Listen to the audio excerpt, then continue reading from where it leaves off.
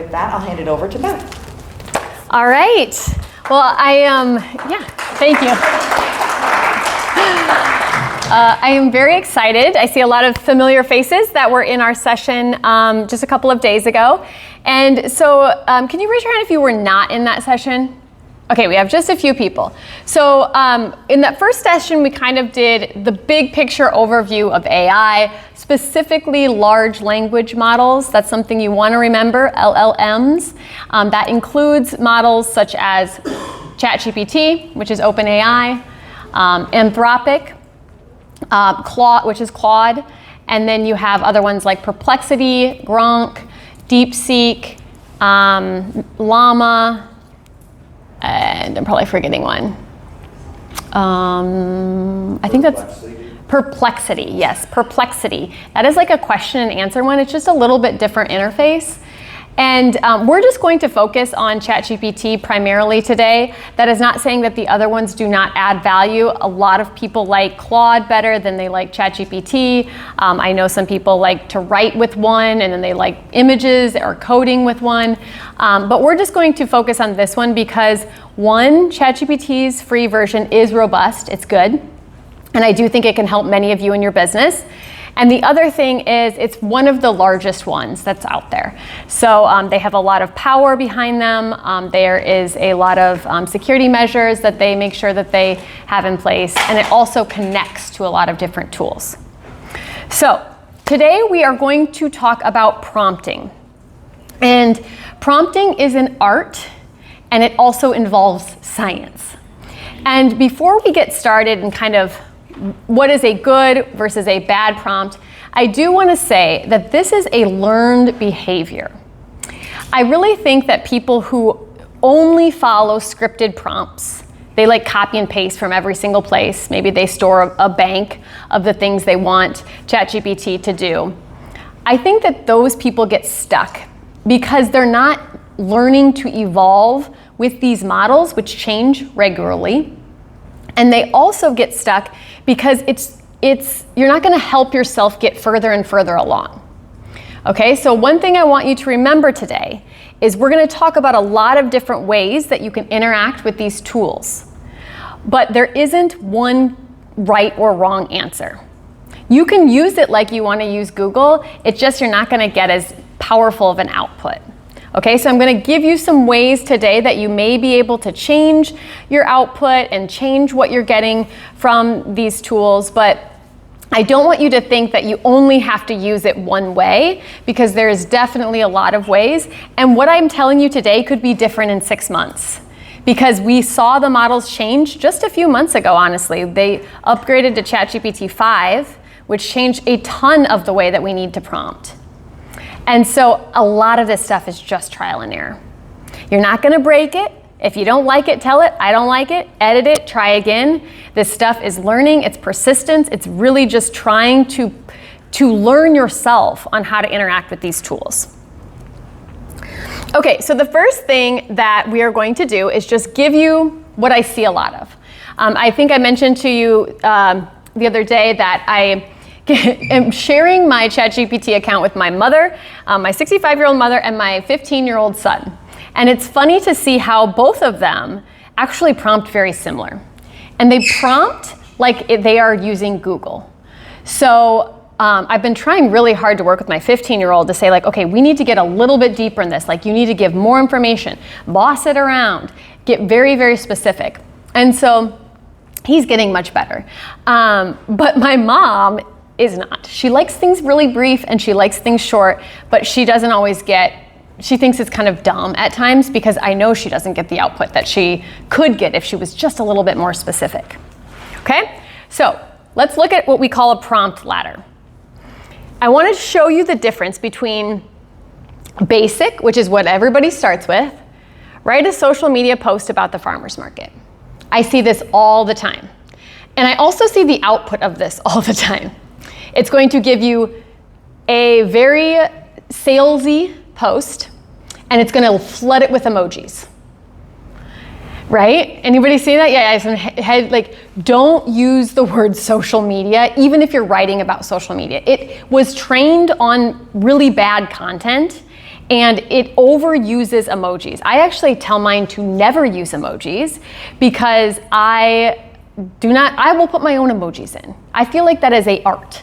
A good emoji in content really adds a different level of character, but these tools aren't very good at it. So this is the basic, okay? And then the next step down, I see people get a little bit more specific. They're gonna be like, okay, let's make it friendly. I'm gonna use words like upbeat. I'm gonna include details about the farmer's market, specifically time and location. And with this, you're gonna get a little bit more, right? It's gonna give you more specifics about the post, maybe about the farmer's market. But my guess is sometimes it turns up the volume a little bit. When you use words like upbeat, it's gonna be like, yay, super friendly, a little bit too frilly. The next way, if you wanna get a little bit more specific, you're gonna add additional information. So do you see how in that customized, I'm using the word downtown partners, Sioux City. When you use that word, the chatbot is able to recognize, oh, hey, they're talking about downtown partners. So it can grab its knowledge base about downtown partners, and it can even, when I tested these prompts because I wanted to see the output, it actually knew a lot more about the farmer's market. It added location to it. It knew a lot more because it pulled downtown partners into that mix. And then it also says to highlight 2 specific vendors. It found the vendors, guess what? Because they're on the website. It was already trained on that data. And then you want to get strategic, right? And I actually tend to start with the bottom. I like prompts that are going to give me a big picture, strategic, deep insight, and then work my way backwards to get a headline. Then get some copy for social media. Because otherwise you're just floating on the surface. You're not actually getting beneath what you're trying to do with that update, what you're trying to communicate, what are the best practices for negotiation or getting people to come to an event, right? So you're starting with the top, but I want you to flip it, and I want you to start with the actual why behind it. And using words like strategic, promo packages. I was mentioning, I always, instead of saying write a social media post, I'll say write a headline banner call out, because they tend to be short. And headline banners are way less frilly than what people consider social media posts. And then I also like to give it character limits. It's not always great at following them, but at least it will fit into the box that I need it to fit into. And then look, you can even say, oh yeah, by the way, I want an email for this. I need you to then make a board report deck about our farm. Like, you can just go nuts and just have it continue and continue to give you information about that one singular topic. Okay? So, summary. Flip it. Start with the big picture. One of my favorite prompts is, and again, I mentioned this the other day, was in your domain, the things that you know as a human, that is your superpower, right? I know a lot about marketing. I went to school about marketing. I know theory, all of that. So I can prompt really good with marketing. So here's an example. Let's take one of the buying psychology moments is a trigger point. So sometimes when I start my prompts, I'll say, I am going to make a marketing campaign for a local community bank.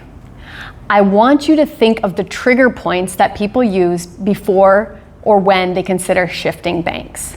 I want you to dig deep. I want you to understand the psychology behind why people don't move their local community banks, right? And I just kind of keep rambling on, quite frankly.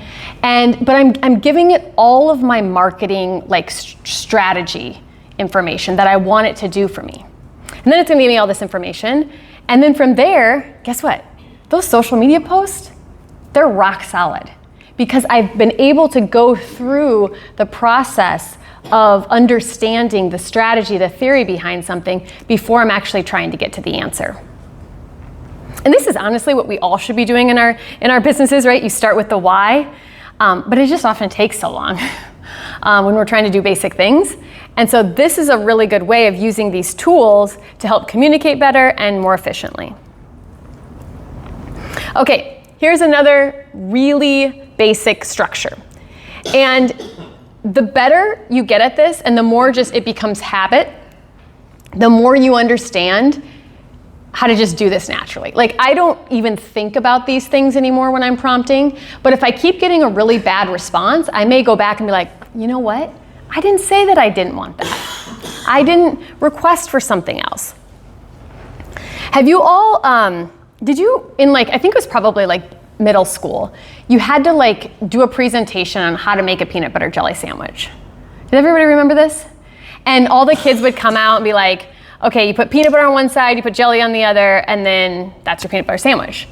And then they're like, well, what about the bread? You didn't say you have to go get the bread from the pantry. You got to take 2 pieces of bread out. That's the same thing as computer language, right? That's how you code. You have to tell the computer where you want it to go step by step. But it's very similar with this, which is why it's really good at coding. So you have to detail out, okay, here's my big picture goal that I'm trying to do. And this is really important for ChatGPT 5 because ChatGPT 5 is naturally better at reasoning. And some of the other tools like Claude's, they have multiple models on this as well. But if you start with your ultimate goal or task and then go downstream, like I was mentioning, you tend to get better results. It's also really important that you put it in your return format. So sometimes I just want bullet points. Sometimes I need to copy and paste things to a Teams chat. Sometimes I need to copy and paste it into a Google Doc. It will actually make a Word doc for you and format it in your font and styling if you want it to. Just keep pushing it and go further and further every time. But the format does matter because it helps you process the information, and it also helps, you have to tell it what you want if you want it to get good. If you find a way you always want something, that's when you put it in the trainings. And then the context dump. This is where, I think you saw me do this before, I always just audio record it in my phone. I am talking to that thing nonstop. And sometimes if I'm driving, I'll just have it talk back to me. I'll have it do that voice mode. I was preparing for a big presentation in Omaha, I think a couple weeks ago, and I just wanted to make sure I had my slide content ready, and I'm a last minute person, so I didn't always prepare in time. So I just gave it my PDF, I put my slide presentation in there, and I said, help me prep for this. I want you to tell me what the slide is and then wait, and I'm gonna give you my points and then go to the next one. Because I didn't need it to really give me feedback because I knew what I was gonna say, but I couldn't remember the order of the slides. There's a lot of them in there. And so it helped me prep in the car, still driving, I was still focused. And I mean, isn't that crazy? This, 2 years ago, this didn't even exist. And Siri, don't get me started, Siri could never do this. I'm watching it on my phone. It makes Siri and even Alexa look so basic compared to these things, right? It's absolutely mind-blowing. Okay, so I put a little bit more detail, and I'm gonna pull this out, and we're gonna do the same thing that we did last time, where we're gonna go live, different prompts. I would love to have your input if you want me to try it with one of your businesses. But one of the things that's really cool is this stuff right here. You can just screenshot it and drop it in there. You don't even need to copy and paste all the time. I find really good prompts on TikTok. I screenshot on my phone and I say, hey, I want to use this.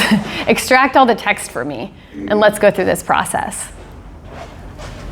My favorite one that I did recently was, are you all familiar with McKinsey, the big consulting company, McKinsey? Okay, so if you're a smaller business, you may not know, but McKinsey is, they are a business growth consultant, and they work with businesses to help their businesses grow. They're crazy expensive. They're this huge consulting company, and we could never even close to afford them. But they do use a very consistent method, and they're well known. And so I asked ChatGPT to question me, for my strategy work for next year. Ask me the right questions so I can see, what am I missing in my business? What am I trying to grow? Where are my blind spots? What is the market doing, right? What are businesses doing? And it was a really great experience because it was for me. I wasn't even trying to get copy to use. I was just trying to get myself out of this, I've been running this business for 14 years and I don't want to think the same every single year. I want somebody to push me. And so it was almost like a coach in some regards, but I didn't want that coaching feeling. I wanted a consultant feeling. And it worked really well. And again, I just got that from a TikTok prompt.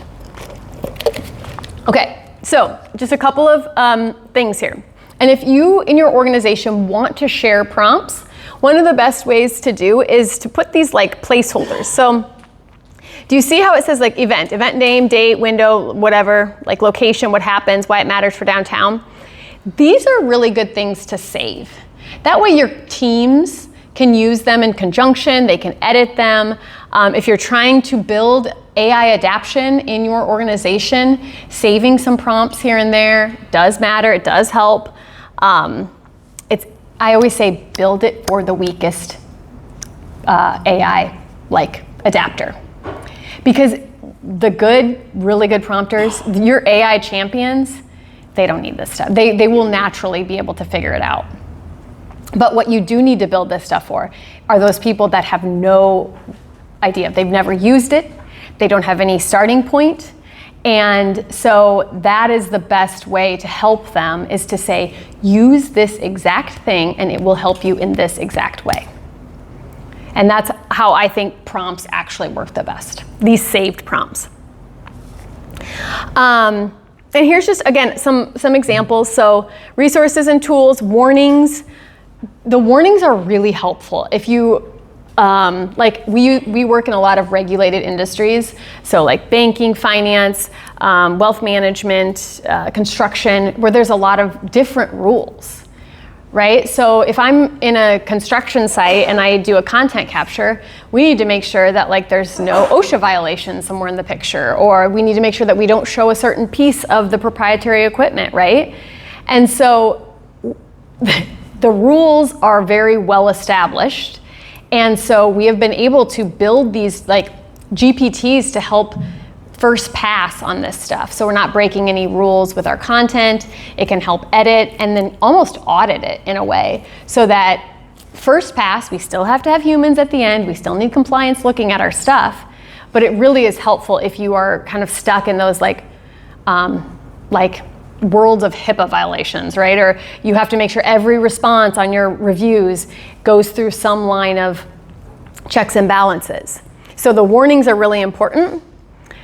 And then it's also really good on the negative side. Like this one, avoid promises about parking or weather, right? Like it's one of those things, like then you don't have to read like, oh shoot, they said something, or I don't want to talk about this. So that's one way you can kind of help control that. And then just a couple of these on the bottom, steer the upfront plan.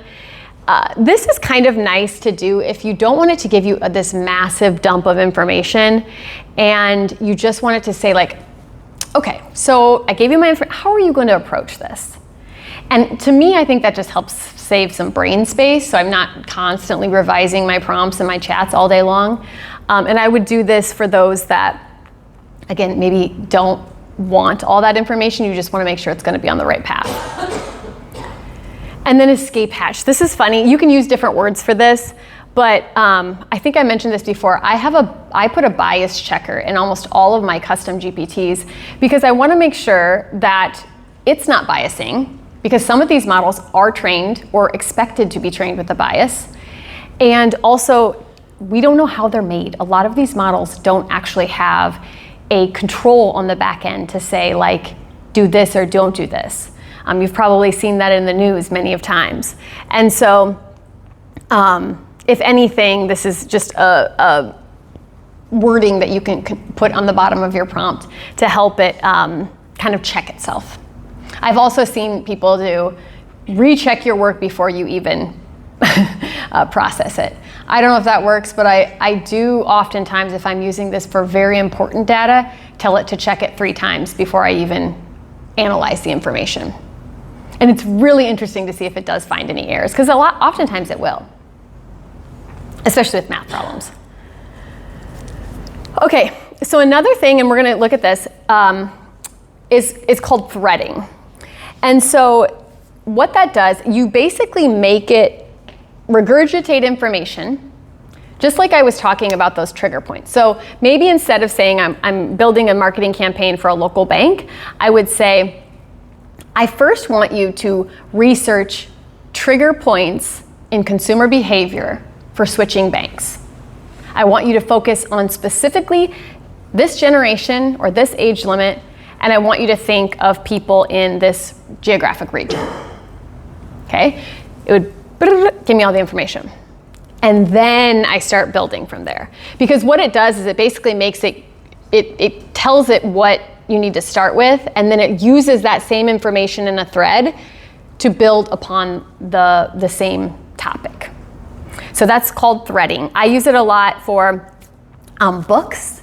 So I'll say, what are the most viral marketing books that are like time tested? And it'll give me all the books and a little bit of a snippet about each. Give me all the books, snippets, and then from there, I pick the book that I want the content from, like the ideas from, and I say, okay, from that book, let's brainstorm ways that I can help make my content more viral. And that's, again, another way called threading to help get better outputs, especially when you look at like complicated topics, or if you want to get deeper with things. And then again, the tone matters because that's how your output's going to be. So it's really funny because I'm using two different ChatGPT accounts. I use my personal one, which I actually use the most for work. And then I use my Chatterkick one, which my mom and my son use. But the personalities on them are very different. It feels like I have two different employees. I have my assistant who like knows me. I've been working on that assistant for 2 years, training them, teaching them, giving them feedback. And then my other one, which is fairly new, it feels like, come on, you can do better. Like I have to prompt it a lot more because it doesn't have all my memories saved. And the other one does. And so it's a totally different experience. And so one of the questions I think Scott mentioned to me or someone asked is, should you use a shared account for your business? And we did that at Chatterkick. We did that for about 2 years. And it was getting dual personality syndrome. It was getting really confused. The memories were getting conflicted. People's outputs, they were using it differently. It actually did work for us for a while, but we did switch to the Teams account, and it's just become much more customized to each of my team members and employees.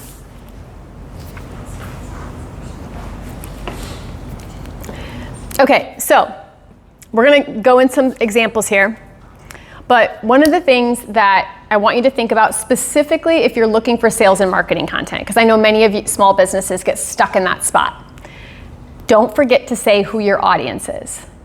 And if you want it to get deeper, like tell it to get deeper, right? Like let's say you're targeting women age 35 to 65. Like I would ask it to find the nuances and the niches within that audience. Like make it do your hard work and then find the category you want to target and then go from there. So audience matters. Same with desired tone or style. Are you playful? Do you like a brand? Like if you like how Starbucks talks, use that. Use well-known and well-established companies to be able to give you that framework because it can mimic that stuff really, really well. And then if you still are getting bad output, it's really a matter of like, what are you doing differently? What do you need to do better? And if you get even more stuff, just ask it. So we're gonna go out here, but I do wanna give you a big secret. And this is a big secret because most people don't even think of doing this. If you get stuck on the prompts, have it build you a prompt.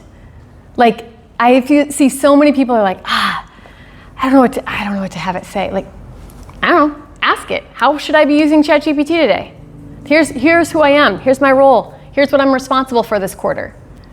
Like, tell it all that. Now tell me how I should be using you. Don't give me the basics. Tell me to get really specific. And it's funny because that seems so obvious, but I do not find most people actually do it that way.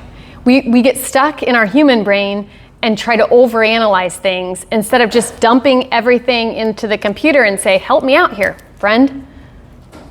And that has made a huge difference with some of my team members who just don't really see why they would use it. Like they don't get it. Okay? So we're gonna bump over to ChatGPT now. And I got a kind of a mix of things that I wanted to show you today. But before we dive in, one of the things that I have found that helps your teams use this more, or maybe they are really anti, or they just don't believe that AI is the future, or they don't want it to be the future. We see it across the board. And we've experienced it even in our own organization. And I would say our team has very good appetite for fast-moving, changing things. I have found the best way to help my team is to start with things that make their personal lives easier. Give them something that they can understand how it could be useful to them as humans, and then bring into work. What doesn't work really well is when management says everybody needs to be using this, tries to push it down, and then that has backfired on so many companies. So user up, let it come from the users. The best way to have it happen is organically, but sometimes we do need to push it a little bit faster in business. But just have conversations around it. Don't pretend it doesn't exist. This is what rant a little bit. This is what the school systems are doing. They're pretending it doesn't exist, and they're creating rules and bounds that cannot be actually enforced. They're not teaching our kids how to use it, and so they're trying to get around it. And it's this horrible cycle that I see in all school systems, all districts, and it's just not working for anybody. The teachers are miserable because kids are using ChatGPT. The kids are miserable because, well, they're getting caught, just plain copy and pasting. And so it's very similar to how we are running businesses, right? Having the ability to have real conversations, approach it in ways that feel good for your business, give people the do's and don'ts, it really matters. So we're going to look at a little bit of some personal things today too, because I just want to kind of get you thinking. So let's start with this one. This is a fun one. I hope this all reacts today. It was a little bit delayed the other day. Okay, so here's the prompt I used. Act as a professional sleep meditation guide and narrative therapist. Create a deeply immersive guided sleep visualization script that will help me transition into a state of complete relaxation and peaceful slumber. Okay, and then there's some requirements here. We got some visualizations. This is where I could have changed it if I wanted to, but maybe I want to be in Costa Rica. I travel to Costa Rica every year. It's my favorite place in the world. Maybe I wanted to actually be in Capos, Costa Rica, where we visit. That would have been fun. I should have done that. And you can just really, really customize it to your happy place. Okay, so then I have the script elements, the narrative style, and a whisper like this won't work as well in the read only, but I included it anyways. If I wanted to put some soft rain on my Spotify, really just calm me down. And then I really wanted it to last about 5 minutes. Okay? So it gave me this full thing. I'm not going to read this all to you, but I want to show you what's really cool. You can have it read to you. Here's a guided sleep visualization script tailored to your request. It's written for a 5-minute narration. I won't listen to it all, but just listen to it a little bit. Calm, steady rhythm, and soft sensory imagery. Can you hear it? Guided sleep visualization, introduction and grounding. Take a slow, deep breath in and a long, gentle breath out. Let your body settle into the surface beneath you, knowing you are safe, cared for, and exactly where you need to be. Okay, that's pretty cool, right? You have to pay a lot of money for those apps on the App Store. And for people, especially if you consume information better when you listen to things, or maybe you make it so it's a meditation while you're driving, so it doesn't have any close your eyes, right? And maybe you like the meditations that are, not super cheesy, or you want it to be more specific to something that matters to you. you can just have it edit it. And that really is, I think, one of the best things to learn when you start this stuff is don't expect to get it done in one shot. Most of the time you want your prompt to get you started, but you're gonna have a lot of iterations of things. And this new tool, which you saw here, this branch new chat, I love this. Because if anybody here is like running really long chat threads and they just go back to the same ones, it actually gets confused. And so these are things that you can use called branching new chat threads that allow you to kind of sidebar that conversation and start something new. Okay? Any questions before we keep moving on? Yeah? So something to the asterisks and the hashtags. Good questions. So that's a really good question. I should have mentioned that. You can write your prompts in plain language, totally. However, computers love computer language. So I do both. Sometimes if I'm using one like this where I know it's long and I'm probably going to use it again, I'll put it in markup or markdown language, and you just tell it to do it. Tell it to make you a prompt in that language.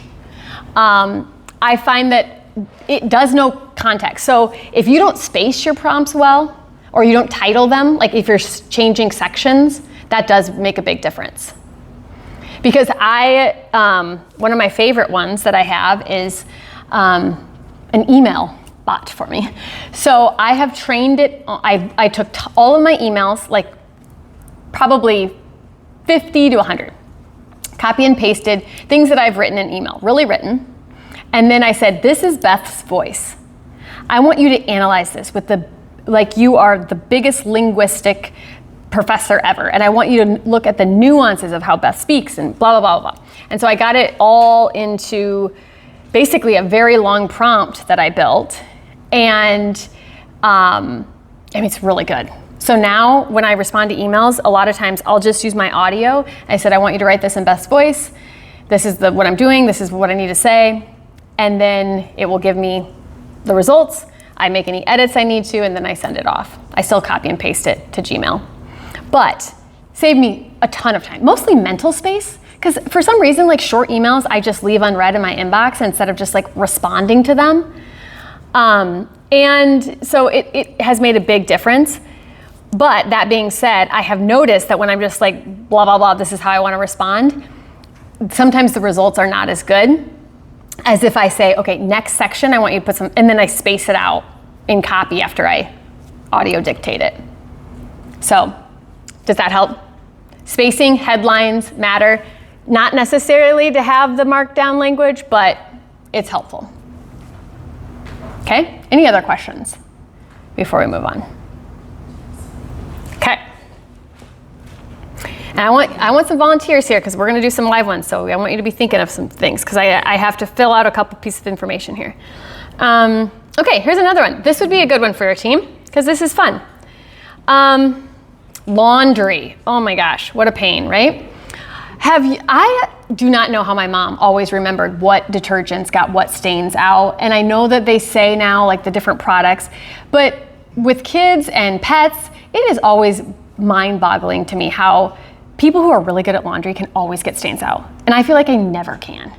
And so I have a professor of chemical engineering and material scientist here that's going to help me figure out what the best products are, scientifically proven products to get stains out.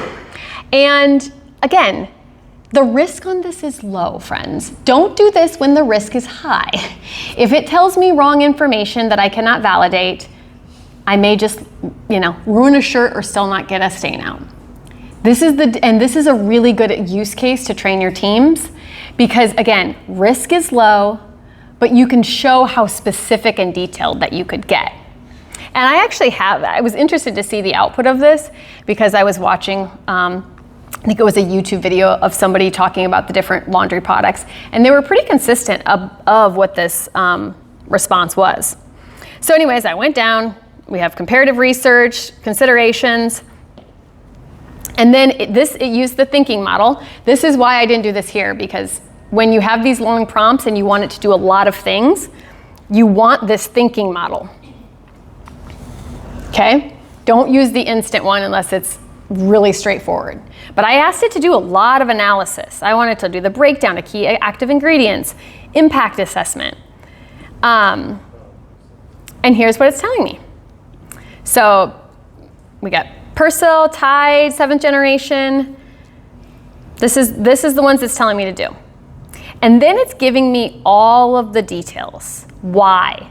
And this to me is fascinating because as someone who is in marketing, I also realize how marketing markets things.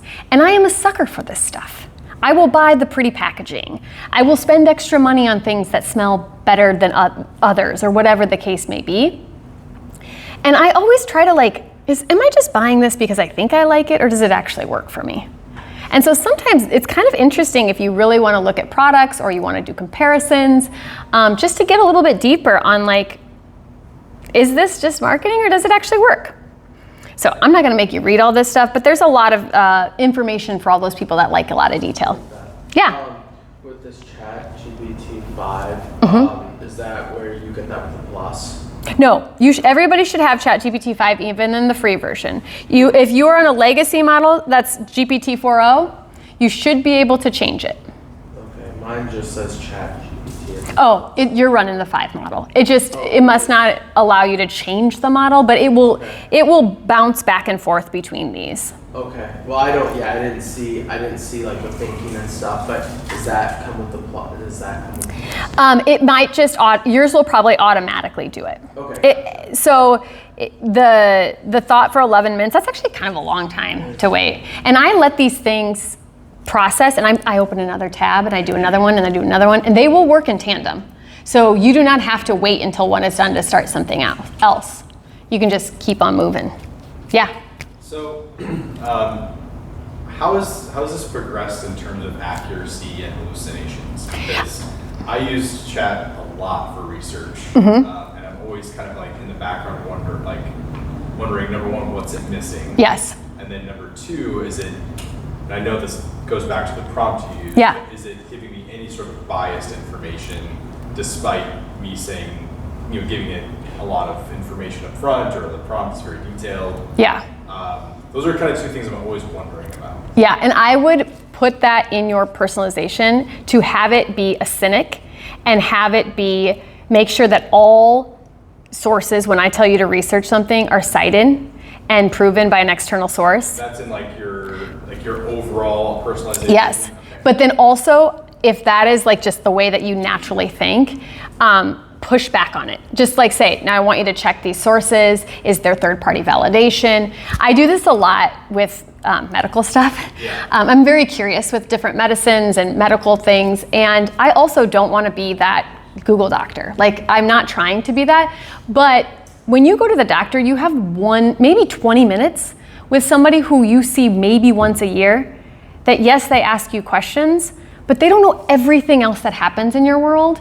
And so putting health information or trying to get to the bottom of something that's happening to you, I found it does do a pretty good job, but I don't want to be Google doctor. So I have it only use medical journal, medical articles.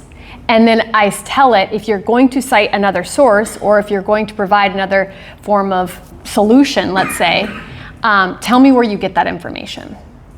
It's not perfect, but it's gotten a lot better, especially with these higher reasoning models. But again, I always say know your risk, right? I wouldn't risk it for something that's really, really important. I'd definitely get checked by a doctor. A funny story, my son would probably kill me for telling this, but he hit his head on in soccer, had a mild concussion. He was real nervous, and so he had asked ChatGPT, because I told him to take some Tylenol, whatever, and he asked ChatGPT, I took 500 Tylenol, am I going to be okay? Well, milligrams. And so he was nervous, obviously, because I said, no, go right to the emergency room, alert. But I did see then, he did correct it. But I was yes, this is prompting. This is the importance of this stuff. And it's also important to have that level-headedness of human being and teach your kids human being responses to say like, don't trust everything, right? Well, even doctors are using AI for surgery. Yes. Right? Yes. They're figuring out different ways to do surgeries and everything. So I sat on the board of a hospital, and one of the speakers was talking about the advancements in healthcare and medicine. And the coolest thing is these tools are really good at recognizing patterns, right? And really like finding things that maybe we never found associated together. And so there's a huge opportunity for rare disease advancement with these tools, because they can kind of source out a lot of data at one time and finding information. And he was telling us all about the something that maybe would have taken them 4 years in clinical trials had now been fast forwarded into like weeks and months with some of these tools. So it's pretty cool. I will tell you, people in the healthcare world and in doctors' offices, they are using, remember last time we talked about the base models and then they build on top of them? They do have medical specific tools that have better HIPAA compliance, have more regulation to them. But a lot of doctors' offices are using that now because our poor providers are spending hours dictating their notes when they could just record your meeting, put it all in their charts and move on with their day, right? Be better doctors, not as good at note takers. So there's some cool stuff happening there. Good question though. Okay, so it's giving me a lot of information. It actually did give a lot of different sources and sites, things to do. This is something that they do a lot. So they ask you, what do you want to do next? And this has actually been a very nice advancement, I think, for ChatGPT, because a lot of people just stopped there. And this helps you kind of think, okay, well, I don't know, do I want a one-page pick with dosing and cycle settings? What if I say this? I have I don't even know what my washer is. I think it's a Samsung washing machine. Top load, no agitator. Don't judge my spelling, that's not right, but I'm gonna show you that it works without spelling things well. Tell me how to best use each detergent.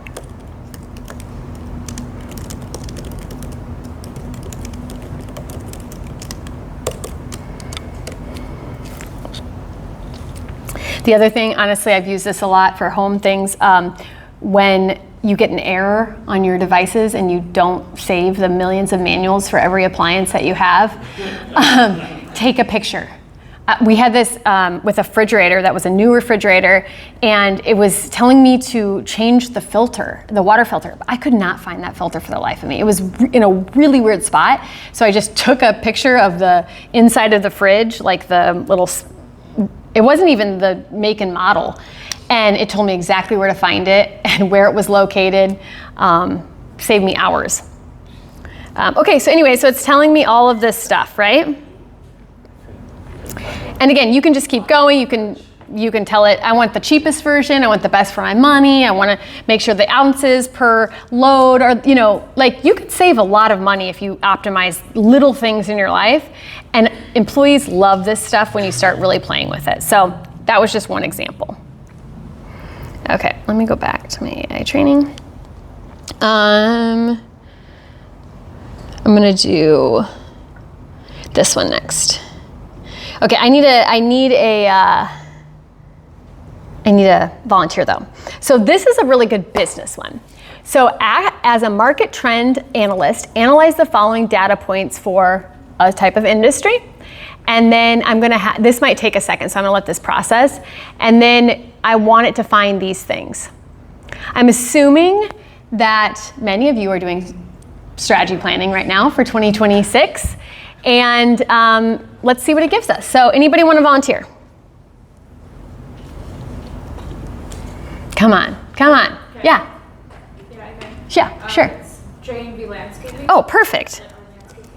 Okay, so let's say local lands. Do you want the house cleaning part too? Yeah. And house cleaning in the Sioux. Do you guys just do Sioux City Metro? Yeah. Remember, Siouxland is not an actual geographic region. It is a very hard word for these robots to know. Don't use Siouxland when you do SEO or large language models.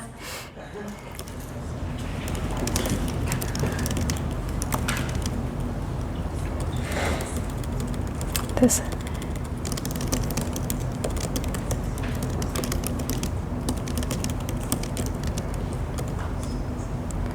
Actually, so what I'm going to say, the industry that I want you to look at high-end home services industries. And I want you to evaluate the questions above. Okay, I don't know if it will go into my thinking model or how long it will take me, but I might just let it go.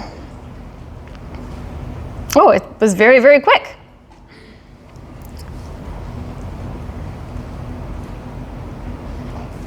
Okay, sorry, I'm just kind of reading this here. So it's saying, because the housing market and price points are modest, high-end services will cater to premium.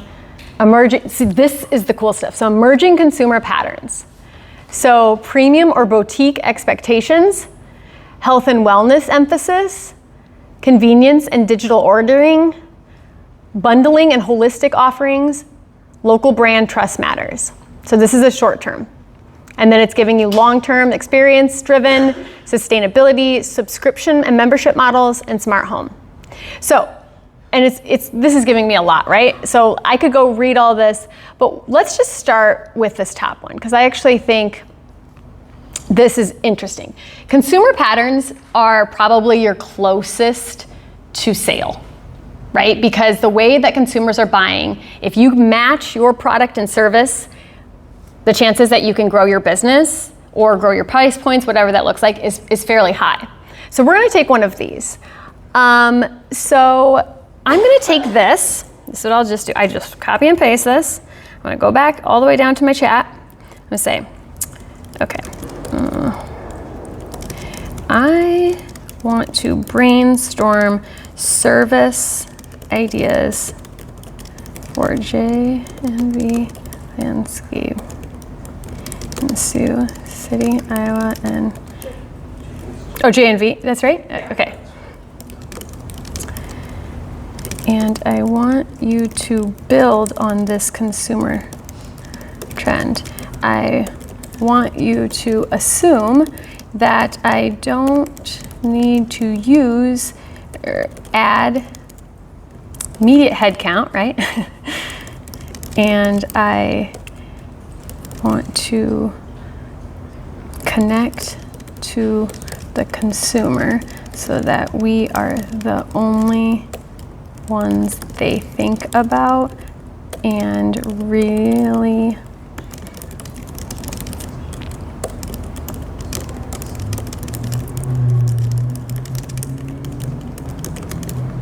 okay. This is just how I naturally run these things. I just want to show you this is how I would do it.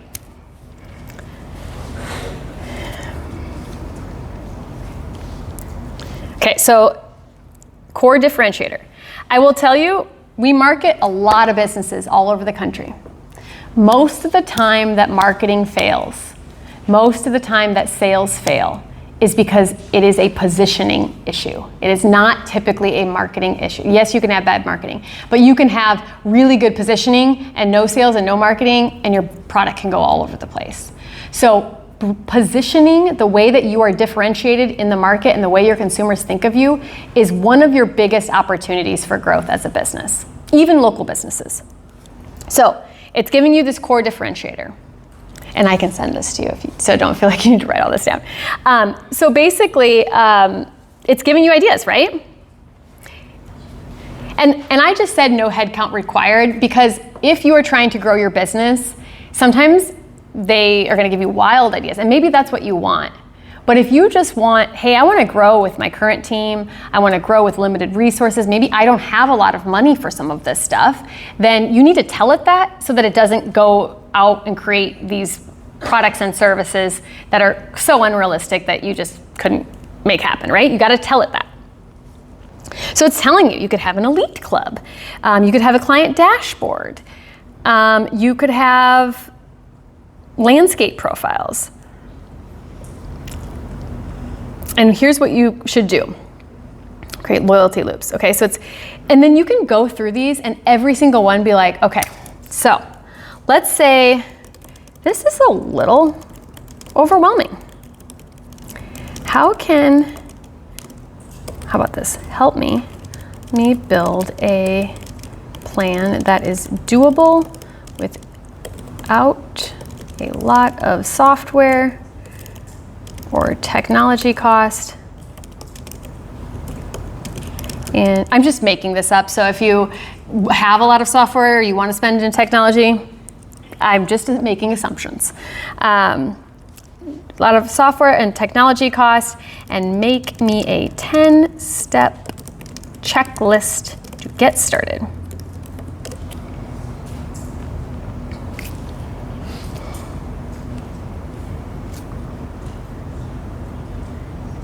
How to keep it simple. Use a clipboard. Thank you for that. And I know you do a lot of this stuff. So again, you could just start with these basic things, right? Create property notes sheets. Set an arrival ritual. Leave a post-visit note. And sometimes when I do this to my own business, I'm like, yes, hard no, I would never do that. Or, okay, I could do that and that's brainstorming, right? Like, I don't think I would ever take any of this stuff as like the ultimate answer, but maybe you see something and you're like, you know what? Like, I really, think that, try to think of like something that feels a little bit interesting. This, a low cost touches a year. Like, summer lawn stripe pattern. People love that, right? Maybe that is something that like they say about you, like you make the best lawn pattern and nobody else does it. They just come and mow my lawn. And so these are just ways that you can kind of start thinking about this stuff. And then again, if you find something, you're like, oh man, I really, think that this is interesting about this first one. What was it? Property note sheet. Let me just say, build me out a property, what did they call it? Notes sheet. I want you to be detailed and really focus on what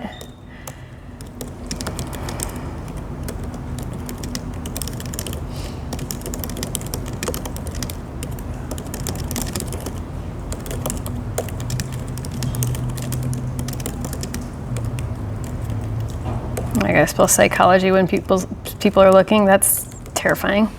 PSPYS. Oh, I hate that word. That's not even right.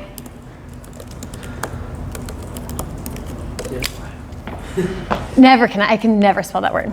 But guess what? It doesn't matter. Okay, so then we got this, right? We got a property note sheet.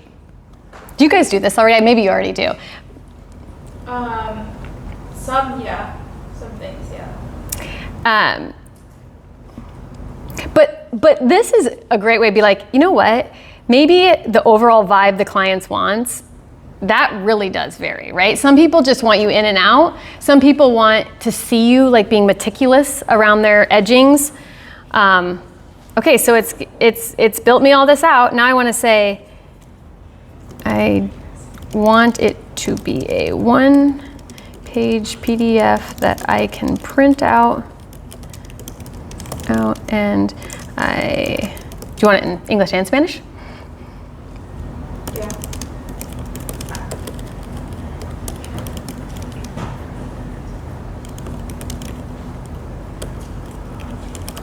In one document.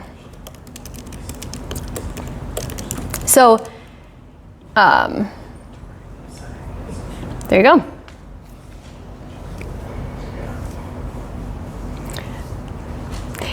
I was telling you can have it make Word documents for you. You can have it with some of the different versions. You can have it make PowerPoints. It's really bad at making PowerPoints. Like, they're the ugliest PowerPoints you'll ever see, but it will make them for you. And look, it just downloaded it for me. Let's see what it looks like.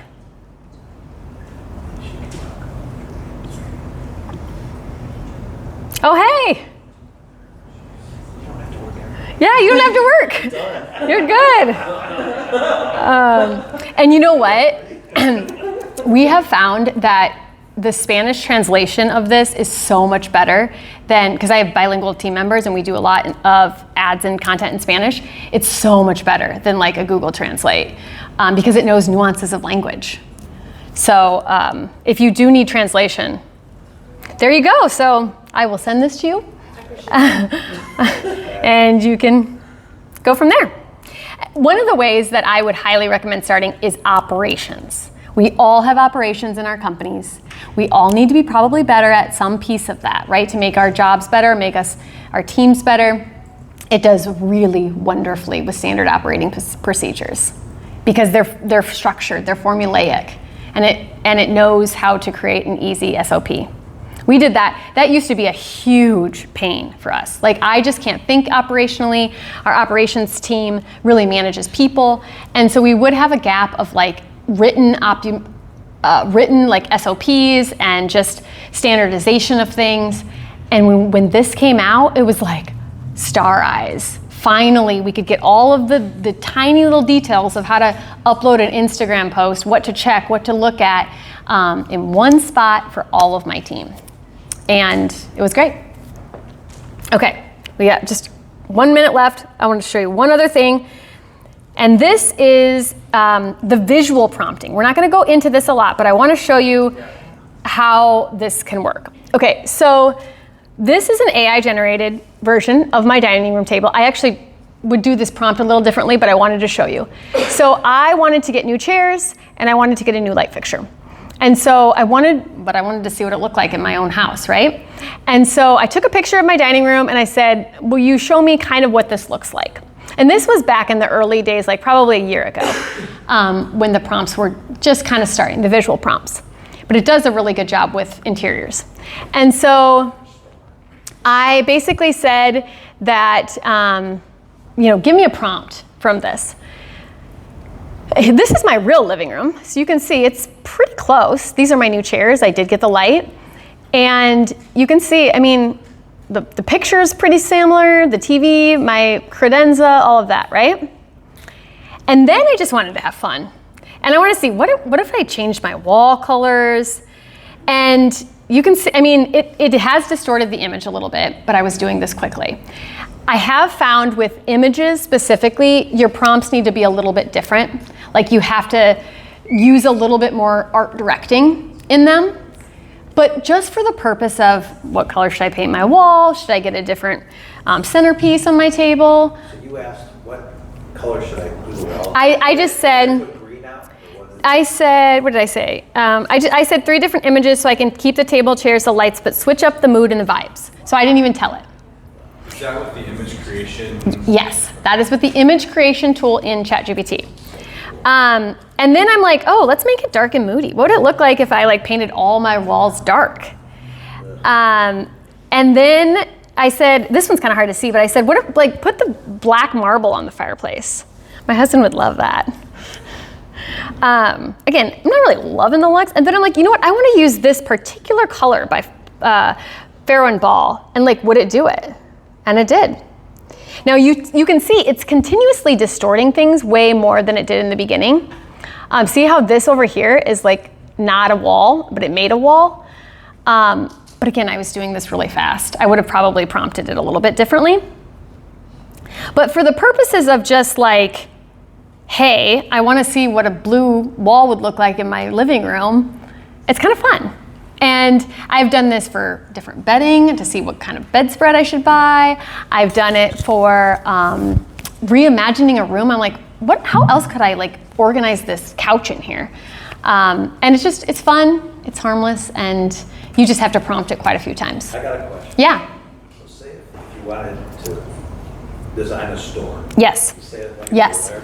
Yes. If you said, okay, the square footage is like 1,200 square feet. Yes. And how would I design me a store? Yes. With cases and all that. So it could do that. It doesn't. I would imagine it could. I would give it the blueprint, and then I would say, I would thread it, start with thread. First, I want you to tell me what you think this store looks like based on this blueprint. And then I want you to put shelving up here. I know it's going to go on this wall. And so you kind of have to go slow with some of the image prompting tools. As you see, it really starts distorting things. But you get good at this piece of it as well, and now you have a twofold power. You can do images, and you can do actual written copy. So, yeah. We are right at time here. Does anybody have questions? I'm happy to stay, answer any questions. Yeah. Okay, so I have two questions. Number one, do you even use Google search anymore? Or is this substituted out and you kind of discipline to substitute it out? You know what I use Google search for is my phone book. Like if I'm trying to call my doctor's office, I still Google it. I do use search for things. I do go to websites. I think we all will still continue to go to websites. I don't use it for research though, because it becomes painful if you try to do all this and then now you have to go look through hundreds of websites to find what you need. Yeah, I do not use it for that. And then the next question is for people who are, like myself, just getting started with it. What's some of the daily disciplines that you're doing to make sure you keep coming back to this, or you keep training it and keep adding structure? Because it seems though it is what you build. Yeah. And so if you don't build it well, it won't do as well. I think you just have to stop and think when you get to a problem in your day, whatever that problem is, you just stop and think, could I use my phone? You put it on your phone first. I think it's easier if you have it on your phone because it's with you. Just could I use it for something like this? What about writing a note to the teacher about just telling one of your teachers how amazing they are for your kids? Just the things in your head that you would do if you just had more time and you just don't do them because it's work and time and thought. Those are really good starting points to just get used to it. Start in small doses. The more you see how it helps you, your brain will naturally be like, oh yeah, I'll just ChatGPT this. My family is so sick of me hearing that, right? Because I tell my kids, I'm like, well, just take a picture of it and see what's wrong with that. How should I fix it? I don't know. Ask ChatGPT. Again, low risk things. And I know people have criticized with this is not making us think as well. And again, I'm not minimizing the dangers of these tools. I am fully aware. There are some things that I do not like about AI. But I also know that I have learned more in the last 2 years than I think I have learned in my entire career. Because I am just questioning everything and I'm answering and I'm consuming the answers and I'm asking again. And curiosity builds intelligence, right? The most intelligent people are always curious. And so it's fueling that, at least for me and the people that I'm around. Yeah. This is kind of a long answer. We can break or yeah. Go to someone else. But can you break down the differences or advantages of some of the other kind of modes that it has? Because deep research and yes. What's the other one that's kind of more supposed to be more agent? Yes. Do those have any unique and specific advantages, or what are the best use cases for those? Yeah, so we are actually going to be diving into some of these in some of our other sessions. But I will tell you, deep research is when you need to just set it and forget it, but you need a lot of information. And you want it to really be thorough. So anytime that I'm doing health things, I usually start with deep research. So it's grabbing all those med journals or publications or whatever. And so it's threading. I'm getting the big bulk of most critical information that I can kind of suss out in the beginning. And then from there, I use it for threading. So is it a lot better than the Pro, the highest thinking model of? Do you know? It is a little bit different. Comparable, I do think that the deep research mode, it goes and gathers a lot of information. So competitor research, love it for competitor research. That's what I use on the competitor research is the deep research. The Pro mode you can use in any context. It processes more, but it's slow. And then the agent mode will actually go and make a browser for you and go do things. Right. So there's a lot of fun ways you can use that. And then image, you can just tell it to create an image. You don't even have to have that there. And then web search, it usually does it within the threads too. Sometimes I don't want it to use web search though, because I want it to pull from like its trainings and not from the websites. Yeah, John. I've used it to create a lot of visuals. It's really neat, the imagine side of things. Yeah. I use the Grok imagine a lot. And it seems like whether you're using ChatGPT or Grok or whatever, when it makes images, it spells everything wrong. Yes. How do I tell it to not do that? Like I've tried to make it look at the images and retry, and it's like a loop where it just keeps making more trash. So that is a limitation with the models, and the way that you get around that is using either something that's built on like one of these tools, or you find one that's least bad. The new Google, it's called a certain model, but they call it Nano Banana. That is one of the best at image reimagining. So Gronk is horrible at that. ChatGPT they've gotten better, but they're still not great. And I mean, it's just not there yet. It really isn't. Like we don't use this to create like social media visual posts because it's just ugly still. You know, I mean, like if I was doing something like in like interior design, totally would use that. Or like product marketing, sure. But like otherwise, it just looks really cartoony. Grok has a really neat feature where you can take a still image, and tries to understand the still image, and predict the next 3 seconds and make a video. And it makes really neat stuff. Oh, that's cool. Really weird stuff. Yeah. But even that, like everything's spelled wrong. It's like, Yeah. it's weird. It's funny, and it's really not great with like teeth, people's teeth. It's fingers, and like nuances of even like the new Sora came out yesterday, which is a video editing tool from OpenAI, and it's good. It was great with my dog, not great with humans. Still, I mean, it still doesn't look like people. So, all right, yeah, go ahead. If I were to train a thread, get it going, it's all tailored to Yep. me, and I want to share that. Can I share that to another account with all of the training and the thread itself? You can. I will tell you that the experience of the user may not be ideal. So like the one that I did for JNV, like you'll have what you need on that. And how you do that is you just do this, share, copy the link, I can email it to her. And then if it's short like this, perfectly, I do that all the time with my team. Like, hey, I want to show you how I got to this. If it's really long though, it's exhausting to follow, and people don't like following it, like from the team member's perspective. And also, based on their settings, it could get confused. So it's not the best way to share prompts, maybe share examples. Now, moving forward, for them to take that though, all of the prompts that are previous, so they're just moving forward on the thread, it'll have all the training from the prompts ahead though. I don't know what you mean. You're not just sharing the content. You're sharing a chat thread by this link. Okay. That's all you'll share.